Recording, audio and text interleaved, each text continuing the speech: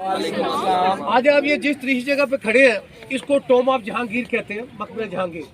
Basically Jahangir था कौन, किसी को पता है? ये 4th मुगल एम्परर था, मुगल डायनेस्टी का।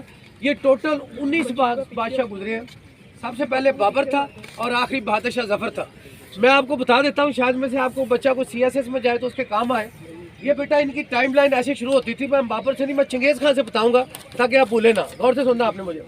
चंगेज़ खान, तोलाई खान, हलाकू खान, तरगई बला, तैमूर, मिर्ज़ा मोहम्मद, अबू सईद मिर्ज़ा, उमर शेख मिर्ज़ा, बाबर, हुमायूं, अकबर, जहांगीर, शाहजहां, औरंगजेब, बहादुर शाह, जहांदर शाह, फरुख शेर, रफ़ीउद्दौला, रफ़ीउद्दौला, मोहम्मद शाह रंगीला, अहमद शाह रंगीला, महीउल मिल्लत, आलमगीर सानी, शाह आलम सानी, मिर्ज़ा अकबर शाह, लास्ट वन बहादुर शाह जफर। ठीक हो गया। ये बेसिकली चंगेज़ खान की नस्ल थी और मुगलों ने टोटल 331 साल हुकूमत किया बरसगीर के ऊपर। पहला बाबर और लास्ट बहादुर शाह जफर। इनमें 2 बादशाह ऐसे हैं जिन्होंने 50-50 साल हुकूमत किया, अकबर और औरंगजेब आलमगीर। अकबर ने जब इक़्तिदार संभाला तो उसकी उम्र 13 साल 6 माह थी। जब औरंगजेब ने इक़्तिदार संभाला तो उस वक्त उसकी उम्र 36 साल थी। अकबर जो है ये 63 साल की उम्र में इसकी डेथ हुई थी और जो औरंगजेब था इसकी जो डेथ थी वो 90 साल की उम्र में हुई थी, जिसको 90 कहते हैं। अब मैं आपको जहाँ पे लेके आया हूँ, ये बेसिकली ये जो जहांगीर था ये लाहौर को बहुत पसंद करता था और नूर जहाँ जो इसकी बेगम थी ये उसके साथ ज़्यादा टाइम इनका यहाँ पे गुजरा। ये 1569 में आगरा के पास छोटा सा गाँव है फतेहपुर सीकरी, ये वहाँ पैदा हुआ था हज़रत सलीम चिश्ती रहमतुल्लाह अलैह साहब की दुआ से।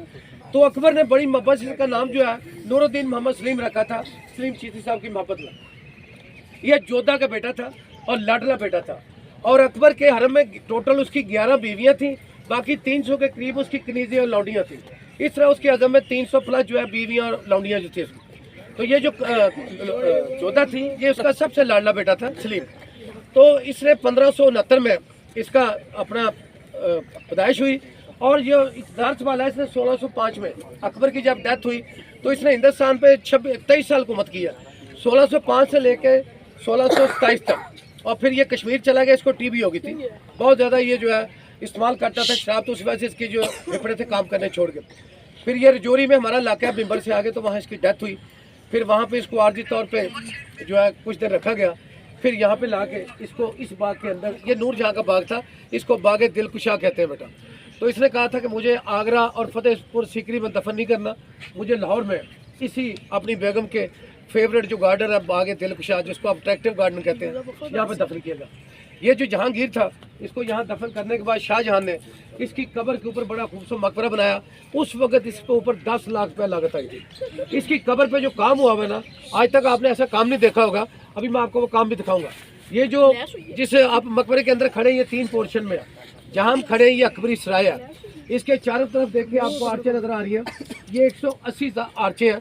जो ट्रैवलर और जो मुसाफिर रात को आते थे वो यहाँ पे ठहरते थे, उनको फूड और फूटर जो है चारा जो जानवरों का वो गवर्नमेंट दिया करते थे।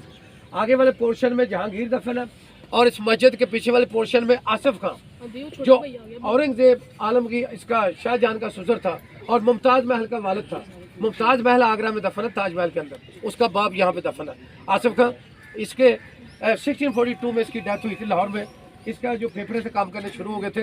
और जो चूना मंडी कॉलेज है गर्ल्स का, ये इसकी हवेली थी आसिफ खान की, तो वहाँ पे इसकी डेथ हुई।